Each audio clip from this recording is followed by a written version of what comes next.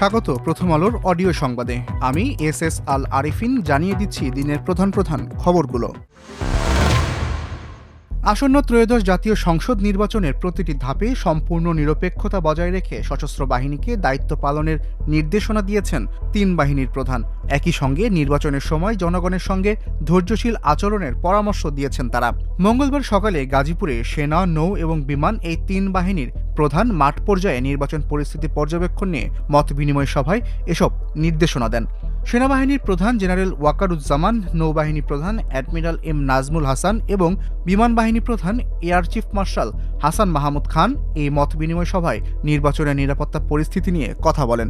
সভায় অংশ নিয়েছেন ঊর্ধ্বতন সশস্ত্র বাহিনীর কর্মকর্তা এবং ঢাকা বিভাগের গাজীপুর, নরসিংদী ও নারায়ণগঞ্জ জেলার আইনশৃঙ্খলা বাহিনী ও প্রশাসনের কর্মকর্তারা।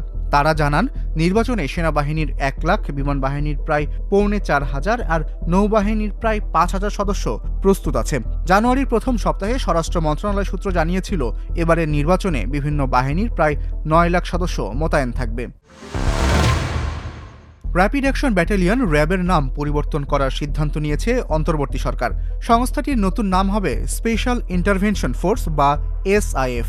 মঙ্গলবার সচিবালয়ে আইন শৃঙ্খলা সংক্রান্ত কোর কমিটির সভা শেষে এই সিদ্ধান্তের কথা জানান স্বরাষ্ট্র উপদেষ্টা লেফটেন্যান্ট জেনারেল অবসরপ্রাপ্ত জাহাঙ্গীর আলম চৌধুরী। তিনি বলেন, এ বিষয়ে একটি কমিটি সুপারিশ করেছিল, এ ব্যাপারে এখন আদেশ হবে। স্বরাষ্ট্র উপদেষ্টা আরও বলেন, বিশেষায়িত এই ইউনিটের পোশাকেও পরিবর্তন আসছে। ইতিমধ্যেই পোশাক বানানো শুরু হয়েছে। পরবর্তী সপ্তাহে নতুন পোশাকে SIF সদস্যদের দেখা যাওয়ার সম্ভাবনা রয়েছে। উপসহকারী প্রকৌশলী পদে BSc ইঞ্জিনিয়ারদের জন্য কোটা বাতিল চায় ডিপ্লোমা প্রকৌশলের শিক্ষার্থীরা।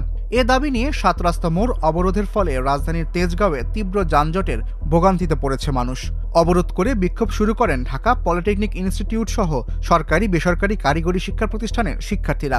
মঙ্গলবার দুপুর 12টার দিকে এ সড়ক অবরোধ শুরু হয়। অবরোধের কারণে সংশ্লিষ্ট সড়কে যান চলাচল বন্ধ হয়ে যায়। এতে দুর্ভোগ শুরু হয় মানুষের। দেখা যায়, হেঁটে যাত্রা শুরু করেছেন বয়স্ক মানুষ এবং শিশুরাও।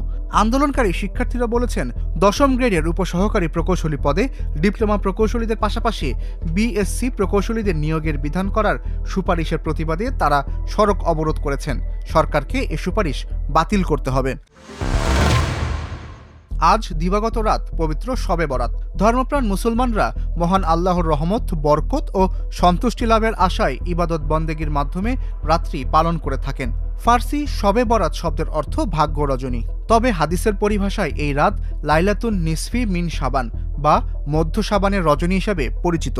হিজরি বর্ষপঞ্জির শাবান মাসের 14 তারিখ দিবাগত রাতে বিশ্বের মুসলিম উম্মাহ পরম করুণাময় আল্লাহর বিশেষ অনুগ্রহ ও ক্ষমা লাভের আশায় নফল নামাজ, কোরআন তিলাওয়াত, জিকির আশকার করেন। পবিত্র শবে বরাত উপলক্ষে প্রধান উপদেষ্টা অধ্যাপক মোহাম্মদ ইউনুস বাণী দিয়েছেন। দেশের বাজারে আজ সোনার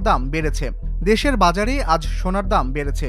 মঙ্গলবার সকালে বাংলাদেশ জুয়েলার্স সমিতি বাজুস ভালো মানের সোনার দাম ভরিতে 5,424 টাকা বাড়িয়েছে। ফলে 22 ক্যারেট সোনার দাম বেড়ে হয়েছে ভরিতে 2,51,184 টাকা। এর আগে গতকাল সোমবার দেশের বাজারে সোনার দাম সকাল ও বিকাল 2 বেলা কমানো হয়। সকালে ভরিতে কমানো হয় 6,590 টাকা। এরপর বিকেলে সোনার দাম আরেক দফা 5,424 টাকা কমানো হয়। ফলে একই দিনে প্রতি ভরিতে সোনার দাম কমে 12,014 টাকা। মঙ্গলবারের নতুন দাম অনুসারে 21 ক্যারেটের সোনার দাম বেড়ে হয়েছে ভরি প্রতি 2,39,753 টাকা। 18 ক্যারেট সোনার দাম বেড়ে হয়েছে 2,05,519 টাকা। সনাতন পদ্ধতির সোনার দাম বেড়ে হয়েছে 1,68,194 টাকা। বৃহস্পতিবার বিশ্ববাজারে সোনার দাম $5,500 ছাড়িয়ে যায়। একই সঙ্গে তাল মিলিয়ে দেশের বাজারেও সোনার দাম বাড়ানো হয়। কিন্তু এরপর বিশ্ববাজারে সোনার দাম হঠাৎ করে কমতে থাকায় দেশের বাজারেও দাম কমানো হয়। আজ আবার বিশ্ববাজারে সোনার দাম বেড়ে যাওয়ায় দেশের বাজারেও দাম বাড়ানো হলো সোনার। এই ছিল আজকের মতো। প্রথম আলোর অডিও সংবাদ শুনুন প্রথম আলোর ফেসবুক পেজ, ইউটিউব চ্যানেল ও প্রথমআলো.com-এ। এতক্ষণ সঙ্গে থাকার জন্য ধন্যবাদ।